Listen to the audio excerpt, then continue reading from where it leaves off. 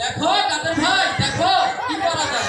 তবে হ্যাঁ, আমার একটা কথা হলো, এভাবে যদি ছেলেরা নেশার উপর ঝুঁকে পড়ে তাহলে সমাজে আর এর প্রভাবটা এই সংসারের উপরেই পড়বে।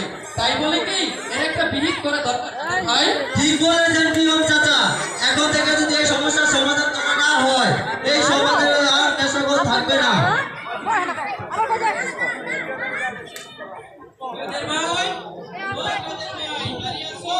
মেম্বার ভাই